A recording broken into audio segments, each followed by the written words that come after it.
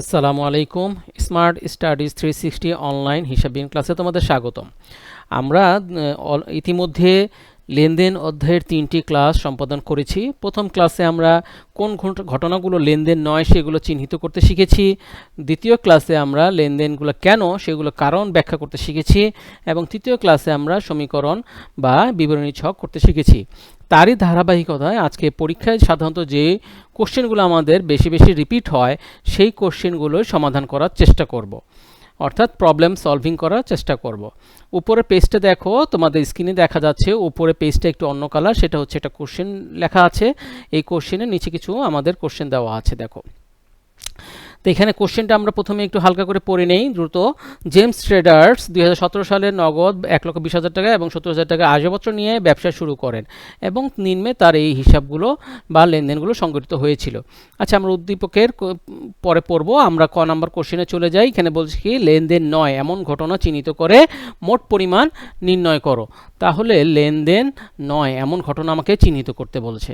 তাহলে দেখো এখানে আমাদের এখন কোশ্চেনটা পড়ি যে 2 তারিখ কি বলছে যে প্রাইম ব্যাংকে 50,000 টাকা জমা দিয়ে প্রতিষ্ঠানে একটি হিসাব খোলা হলো। এটা ব্যাংকে আমি জমা দিয়ে হিসাব খুললাম, সেখানে আমার ব্যাংক জমা বৃদ্ধি পাবে, নগদ অর্থ হ্রাস পাবে। 3 তারিখে বলেছে মালিক তার ব্যক্তিগত তহবিল থেকে ছেলের স্কুলের বেতন দিলেন। মালিক তার ব্যক্তিগত তহবিল থেকে ছেলের স্কুলের বেতন দিলেন, মানে মালিক তার নিজের টাকা দিয়ে, ব্যবসার টাকা না, নিজের টাকা দিয়ে তার ছেলের স্কুলের বেতন দিয়েছেন, অর্থাৎ ব্যবসা প্রতিষ্ঠানে কোনো আর্থিক অবস্থার পরিবর্তন হয়নি। তাহলে এটা লেনদেন নয়। এই জন্য একটা তোমাদেরকে ফিল কালার দিয়ে রেখেছিলাম। নাম্বার 4, বেলাল এন্টারপ্রাইজের নিকট হতে 45,000 টাকার পণ্য ক্রয়। 45,000 টাকার পণ্য ক্রয় করে নগদ তাকে দিলাম 20,000 টাকা এবং চেকে দিলাম 15,000 টাকা, অর্থাৎ তাকে 45,000 টাকার পণ্য ক্রয় করে আমি নগদ দিয়ে দিলাম 20,000 টাকা এবং 15,000 টাকা। 20 আর 15, 35,000 টাকা তাকে অলরেডি দেওয়া হয়েছে, অর্থাৎ 45,000 টাকার পণ্য ক্রয় করে 35,000 টাকা দেওয়া হয়েছে আর 10,000 টাকা এখনও বাকি আছে। নাম্বার 6, 80,000 টাকার পণ্য বিক্রয় করে নগদে 30,000 টাকা এবং 25,000 টাকা পাওয়া গেল, অর্থাৎ 80,000 টাকার পণ্য বিক্রি করছি কিন্তু নগদে পেলাম কত, 30,000 টাকা, আর চেকে পেলাম কত, 25,000 টাকা। তাহলে 30 আর 25 সমান সমান 55,000 টাকা আমার অলরেডি পাওয়া গেছে, আর বাকি টাকাটা আমি এখনও পাই নাই, পরে পাওয়া যাবে। নাম্বার 7, 20,000 টাকা বেতনে একজন ম্যানেজার নিয়োগ দেওয়া হলো। 20,000 টাকা বেতনে একজন ম্যানেজার নিয়োগ দিচ্ছে, এটা আমাদের লেনদেন নয়।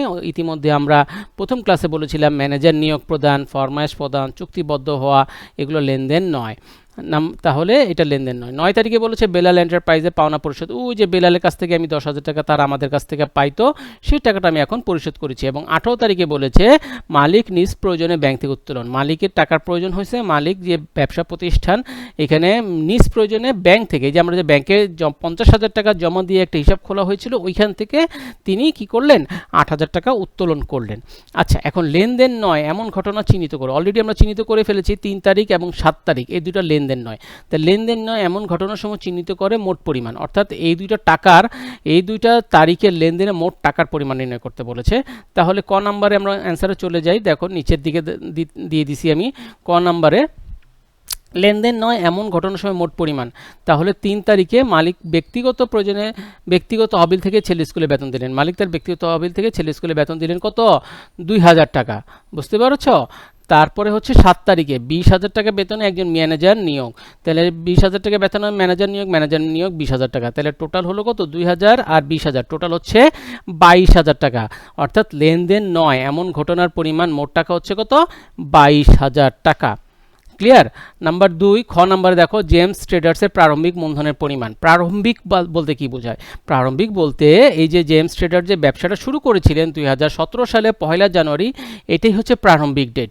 অর্থাৎ প্রারম্ভিক ডেটে কি বলেছে, প্রারম্ভিক মূলধনের পরিমাণ। প্রারম্ভিক মূলধনের সূত্রটা হচ্ছে প্রারম্ভিক সম্পদ মাইনাস প্রারম্ভিক দায়, অর্থাৎ 1 তারিখের সম্পদ এবং 1 তারিখের দায়। 1 তারিখের সম্পদ দেখো, 1 তারিখে কি কি সম্পদ আছে, এখানে 1 তারিখে নগদ আছে 1,20,000 টাকা এবং 1 তারিখে 70,000 টাকার আসবাবপত্র আছে। তাহলে দুইটা সম্পদ আছে নিয়ে ব্যবসা শুরু করেন। এখানে 1 তারিখে কোনো তার দায় নেই। দায় থাকলে এখানে লেখা থাকতো যে পাওনাদার অথবা প্রদেয় হিসাব অথবা ব্যাংক ঋণ নিয়ে ব্যবসা আরম্ভ করেন। যেহেতু এখানে এরকম কিছু বলা নেই, সুতরাং তার এখানে 1 তারিখের দায় নেই। তাহলে 1 তারিখে শুধু সম্পদই আছে। তাহলে এখানে খ নাম্বারে বলেছে জেমস ট্রেডার্সের প্রারম্ভিক মূলধন। প্রারম্ভিক মূলধনের সূত্র একটু আগেই বললাম, তোমরা খাতা কলমে লিখে নাও। প্রারম্ভিক মূলধনের সূত্র হচ্ছে প্রারম্ভিক সম্পদ মাইনাস প্রারম্ভিক দায়, প্রারম্ভিক সম্পদ মাইনাস প্রারম্ভিক দায়। তাহলে আমরা এখানে অ্যান্সারে চলে যাই। খ নম্বরে দেখো জেমস ট্রেডার্সের প্রারম্ভিক মূলধনের পরিমাণ দেখতে পাচ্ছ, এই যে এখানে তোমাদেরকে হাইলাইট করে একটু দেখাই আমি।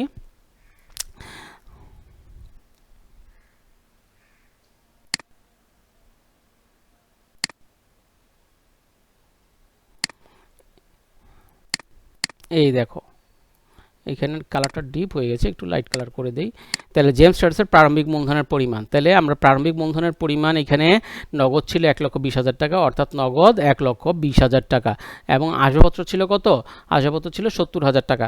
তাহলে এই দুইটাই 1 তারিখ, প্রারম্ভিক বলতে বোঝায় 1 তারিখ। তাহলে 1 তারিখে তাহলে আমার এই দুইটাই সম্পদ ছিল, দায় যেহেতু নাই, দায় মাইনাস করার প্রয়োজন নেই, তাহলে আমাদের টোটাল সম্পদ হচ্ছে 1,20,000 আর 70,000, টোটাল হচ্ছে 1,90,000। তাহলে প্রারম্ভিক মূলধনের পরিমাণ হচ্ছে 1,90,000। গ নম্বরে দেখো জেমস ট্রেডার্সের মালিকানা সত্ত্বের পরিমাণ নির্ণয় করো। জেমস ট্রেডার্সের মালিকানা সত্ত্বের পরিমাণ। গ নম্বর মালিকানা সত্ত্বের পরিমাণ। মালিকানা সত্ত্বের পরিমাণের সূত্রটা হচ্ছে মূলধন যোগ আয় মাইনাস ব্যয় মাইনাস উত্তোলন। অলরেডি দ্বিতীয় ক্লাস এবং তৃতীয় ক্লাসে আমরা এগুলো আলোচনা করেছি। যারা ওই ভিডিওটা এখনও দেখোনি তারা ওই ভিডিওটা একটু দেখে আসলে আমাদের এই প্রবলেম সলভিং ক্লাসে তোমাদের বুঝতে সুবিধা হবে। মূলধন যোগ আয় মাইনাস ব্যয় মাইনাস উত্তোলন। তার মূলধন ইতিমধ্যেই আমরা খ নম্বরে বের করেছি। মূলধন হচ্ছে আমাদের 1,90,000 টাকা। মূলধন বের করেছিলাম কত? 1,90,000 টাকা। তাহলে আমরা 1 তারিখে পেয়ে গেলাম মূলধন 1,90,000 টাকা। আমার সূত্রটা দেখো, মূলধন যোগ আয় মাইনাস ব্যয় মাইনাস উত্তোলন। প্রথমেই আমাদের সমস্ত আয়গুলো বের করে নিতে হবে বা ব্যয়গুলো বের করব, তারপর উত্তোলন বের করব। বিষয়টা এরকম না, আমরা তারিখ অনুসারে প্রশ্ন পড়ে পড়ে যাব, যখন আয় আসবে আয়টা যোগ করে দিব, ব্যয় আসলে ব্যয়টা মাইনাস করে দিব, এভাবে আমরা আমাদের কাজগুলো করব। যেমন মূলধন 1,90,000 টাকা, তারপরে দেখো 3 তারিখে 2 তারিখ কি বলেছে? ব্যাংকে জমা দিয়ে হিসাব খোলা হলো। ব্যাংকে জমা দিয়ে হিসাব খোলা হলো, এখানে ব্যাংক জমা বৃদ্ধি পাবে এবং নগদ অর্থ হ্রাস পাবে। যেহেতু ব্যাংক জমা বৃদ্ধি নগদ অর্থ হ্রাস, এখানে আয় ব্যয় উত্তোলন নেই। 3 তারিখে আমাদের লেনদেন নয়। 4 তারিখে বেলাল এন্টারপ্রাইজের নিকট থেকে 45,000 টাকার পণ্য ক্রয় করে, 45,000 টাকার পণ্য ক্রয়, তাহলে 45,000 টাকা হচ্ছে আমার ব্যয়। পণ্য ক্রয় ইতিমধ্যে আমরা আলোচনা করেছিলাম, 45,000 টাকার পণ্য ক্রয়, 45,000 টাকার পণ্য ক্রয়, পণ্য ক্রয়টা হচ্ছে আমার একটা ব্যয়। পণ্য ক্রয় কি? ব্যয়। তাহলে ব্যয় কী করতে হবে? মাইনাস করতে হবে। তাহলে তারিখ হচ্ছে 4, এই যে 4, পণ্য ক্রয় 45,000 টাকা। তাহলে আমাদের টোটাল মূলধন 1,90,000 টাকা। সেখান থেকে আমি 45,000 টাকা মাইনাস করে দিলাম। 1,45,000 টাকা, 1,90,000 থেকে 45,000 টাকা যখন আমরা বিয়োগ করব, আমাদের আসবে কত? থাকে 1,45,000 টাকা। আর এই 45,000 টাকা আমরা ব্র্যাকেট কেন দিয়েছি?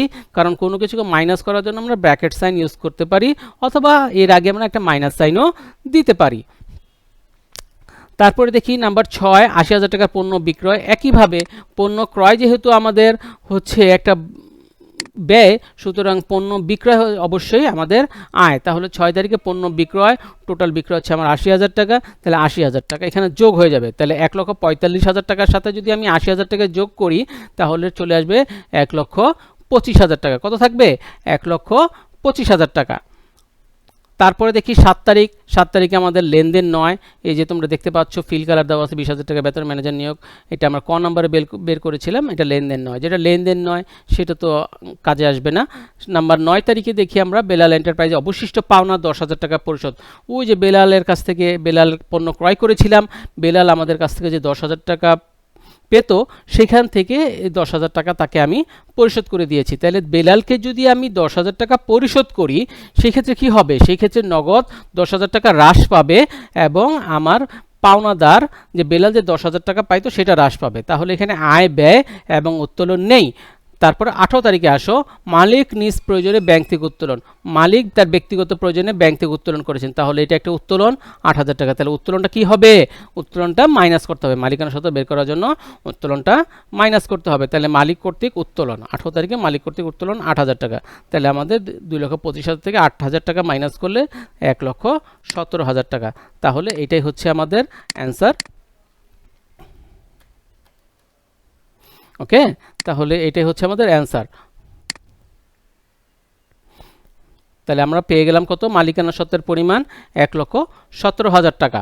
ওকে, তারপরে ঘ নম্বরে চলে যাই, সমীকরণ পদ্ধতিতে ব্যাখ্যা। দ্বিতীয় ক্লাসে আমরা যেটা করেছিলাম, সমীকরণ পদ্ধতিতে ব্যাখ্যা, অর্থাৎ এই যে লেনদেনগুলো উপরে সংগঠিত হয়েছে, এই লেনদেনগুলো আমাদের যে সমীকরণ এ সমান সমান এল প্লাস ও ই যে সমীকরণ, এই সমীকরণে কী প্রভাব ফেলেছে সেটা ব্যাখ্যা করতে, কীভাবে প্রভাব ফেলেছে সেটা ব্যাখ্যা করতে হবে।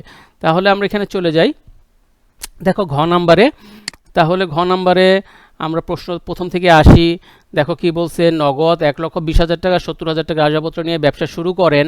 তাহলে শুরু করেন, তাহলে এখানে কি লিখব আমরা, এখানে ব্যবসায় নগদ অর্থ ও আসবাবপত্র বৃদ্ধির ফলে এই উপাদানটি বৃদ্ধি পেয়েছে। এই দ্বারা আমরা কি প্রকাশ করি, মনে আছে কি, এই দ্বারা আমরা অ্যাসেট বা সম্পদ প্রকাশ করি। তাহলে এখানে সম্পদ বৃদ্ধি পেয়েছে, তাহলে নগদ অর্থ ও আসবাবপত্র বৃদ্ধির ফলে এই উপাদানটি বৃদ্ধি পেয়েছে এবং মালিকের মূলধন বৃদ্ধির ফলে ও ই উপাদানটি বৃদ্ধি পেয়েছে। তোমাদের মনে আছে এ সমান সমান এল প্লাস ই সমীকরণ, এ সমান সমান এল প্লাস ও ই। এতে হচ্ছে আমাদের সম্পদ অ্যাসেট, এলে হচ্ছে দায় লায়াবিলিটি, এবং ও ই মানে ওনার্স ইকুইটি মালিকানা সত্ত্ব। আচ্ছা, এখন 2 নম্বরে চলে আসি। 2 নম্বরে বলছে আমাদের ব্যাংকে 50,000 টাকা জমা দিয়ে হিসাব খোলা হলো। তাহলে আমাদের ব্যাংকে যখন আমরা জমা দিয়ে হিসাব করবো, তাহলে আমার এখানে নগদ অর্থ হ্রাস পাওয়ায় এই উপাদানটি হ্রাস পেয়েছে এবং অপরদিকে ব্যাংক জমা বৃদ্ধি পাওয়ায় এই উপাদানটি বৃদ্ধি পেয়েছে। দেখো নগদ অর্থ কি, নগদ অর্থ আমার সম্পদ, এই জন্য এ, আর ব্যাংক জমা কি, ব্যাংক জমাও সম্পদ, এটাও আমার এ, অর্থাৎ এই উপাদান বৃদ্ধি পেয়েছে এবং এই উপাদান হ্রাস পেয়েছে। তারপরে 3 নম্বর কি বলছে, মালিক তার ব্যক্তিগত তহবিলতে ছেলের স্কুলে বেতন লেনদেন নয়। আমরা ইজিলি লিখতে পারি মালিক তার ব্যক্তিগত ছেলের স্কুলে বেতন, কারণ ব্যবসার আর্থিক অবস্থা পরিবর্তন হয়নি, তাই এ সমান সমান এল প্লাস ও ই সমীকরণে কোনো পরিবর্তন হয়নি। নাম্বার 4, বেলাল এন্টারপ্রাইজের নিকট হতে 45,000 টাকার পণ্য ক্রয়, নগদে 20,000 টাকা ও চেকে 15,000 টাকা প্রদান। দেখো এটা একটু জটিল, একটু বুঝতে হবে যে 45,000 টাকার পণ্য ক্রয় করে কিন্তু আমি সব টাকা এখনও দেইনি, অর্থাৎ এখনও বাকি আছে। তাহলে এখানে লেনদেন কয়টা পক্ষ, 4টা পক্ষ। 1 নম্বর হচ্ছে পণ্য ক্রয়, এটা হচ্ছে ব্যয়, নগদ অর্থ এটা হচ্ছে সম্পদ, চেক এটা হচ্ছে সম্পদ। তাহলে পণ্য ক্রয় একটা ব্যয় 1 নাম্বার। নাম্বার 2 নাম্বার হচ্ছে নগদ প্রদান, এখানে একটা নগদান হিসাব, এখানে চেকে এটা একটা ব্যাংক হিসাব, আর যেহেতু পুরো টাকা দেই নেই আমরা, এখনও বাকি আছে, সেখানে পাওনাদার হিসাব। তাহলে আমরা এটা ব্যাখ্যাটা কীভাবে লিখবো, দেখো এখানে 45,000 টাকার পণ্য ক্রয়ের ফলে মালিকানা সত্ত্ব হ্রাস পেয়েছে, ফলে ও ই উপাদানটি হ্রাস পেয়েছে। নগদ ও ব্যাংক জমা, নগদ টাকা দিয়ে দিছি এবং চেকও দিছি, তাহলে নগদ টাকাও কমবে আমার, ব্যাংক জমাও কমবে। তাহলে নগদ টাকা এবং ব্যাংক জমা হ্রাসের ফলে এই উপাদানটি হ্রাস পেয়েছে এবং পাওনাদার বৃদ্ধির ফলে এল উপাদানটি বৃদ্ধি পেয়েছে। এখন 6 নম্বরে আসি, 80,000 টাকার পণ্য বিক্রয়, নগদ ও 30,000 টাকা, নগদ 30,000 টাকা ও চেকে 25,000 টাকা পাওয়া গেল। তাহলে এখানে নগদ 80,000 টাকা পণ্য বিক্রয়ের কারণে আমার আয় হয়েছে, আয়ের ফলে ওই উপাদানটি বৃদ্ধি পেয়েছে এবং নগদ ও ব্যাংক জমা ও প্রাপ্য হিসাব, নগদ টাকা আমি পেয়েছি, আমার নগদ অর্থ কী হবে, বৃদ্ধি পাবে। যেহেতু বিক্রি করে নগদ অর্থ পেয়েছি, নগদ অর্থ বৃদ্ধি পাবে। আমি পণ্য বিক্রি করলাম, চেক পাওয়া গেল, তাহলে আবার এখানেও নগদ অর্থ বৃদ্ধি পাবে। তাহলে নগদ অর্থ এ, ব্যাংক জমা এ, আর যে টাকাটা পাইনি পরে পাবো সেটা আমার প্রাপ্য হিসাব, সেটা আমার সম্পদ, সেটাও এ। তাহলে নগদ অর্থ এ, ব্যাংক জমা এ এবং প্রাপ্য হিসাব এ, তাহলে তিনোটা এ, তাহলে তিনোটাই বৃদ্ধি পাচ্ছে। তাহলে নগদ অর্থ বা নগদ, ব্যাংক জমা এবং প্রাপ্য হিসাব বৃদ্ধির ফলে এই উপাদানটি বৃদ্ধি পেয়েছে। এখন 7 নম্বরে দেখি, ম্যানেজার নিয়োগ, এটা লেনদেন নয়, আমরা ইজিলি লিখতে পারি ম্যানেজার নিয়োগের কারণে কোনো সুবিধা প্রদান করা হয়নি, তাই সমীকরণে কোনো পরিবর্তন হয়নি। 9 নম্বরে তাকে ওই যে বেলালের কাছে 10,000 টাকা পাওনা ছিল, পরিশোধ করে দিলাম। তাহলে আমি পাওনাদারকে যখন টাকা পরিশোধ করব, তখন আমার নগদ অর্থ কি বৃদ্ধি পাবে না হ্রাস পাবে? অবশ্যই হ্রাস পাবে। তাহলে আমি এখানে নগদ অর্থ হ্রাস পেয়েছে, আর যে লোকটা পাইতো, বেলাল যে আমার টাকা পাইতো, পাওনাদারের পরিমাণও হ্রাস পাবে। তাহলে এখানে বেলাল এন্টারপ্রাইজকে পরিশোধ করার কারণে নগদ অর্থ অর্থাৎ এই উপাদানটি হ্রাস পেয়েছে এবং ব্যবসার দেনা বা দায় হ্রাসের কারণে এই উপাদানটি হ্রাস পেয়েছে। এখন 19 নম্বরে চলে আসি, 18 নম্বরে মালিক নিজ প্রয়োজনে উত্তোলন, মালিকের উত্তোলন। তাহলে কি হবে, মালিক যেহেতু ব্যাংক থেকে উত্তোলন করছে, তাহলে ব্যবসার ব্যাংকে যে আমরা 50,000 টাকা জমা দিয়ে হিসাব খুলছিলাম বা ব্যাংকে যে পরিমাণ এখন টাকা জমা আছে সেই পরিমাণ থাকবে? অবশ্যই না। মালিক যেহেতু 8,000 টাকা নিয়ে চলে গেছে, অবশ্যই 8,000 টাকা হ্রাস পাবে। তাহলে এখানে ব্যাংক জমা হ্রাস পাওয়ার ফলে এই উপাদানটি হ্রাস পেয়েছে এবং মালিকানা সত্ত্ব এ হ্রাস পাওয়ার কারণে ও এই উপাদানটি হ্রাস পেয়েছে। বুঝতে পেরেছো? এখন আমাদের ওমন আমারে বলছে কি আমাদের বিবরণী ছক করতে। তাহলে বিবরণী ছক আমরা ইনশাল্লাহ পরবর্তী ক্লাসে আলোচনা করব। পরবর্তী ক্লাস দেখার জন্য তোমাদেরকে অবশ্যই অপেক্ষা করতে হবে। এবং যদি তোমাদের ক্লাসটি ভালো লাগে তাহলে অবশ্যই ভিডিওতে লাইক এবং কমেন্টস করো, এবং যাদের প্রয়োজন, তোমার বন্ধুবান্ধব যাদের প্রয়োজন তাদের নিকট অবশ্যই শেয়ার করো, এবং যারা এখনও সাবস্ক্রাইব করো নাই তারা অবশ্যই সাবস্ক্রাইব করে আমাদের সাথে থাকো এবং সুস্থ থাকো। এই কামনায় আজকে এ পর্যন্তই। আল্লাহ হাফেজ।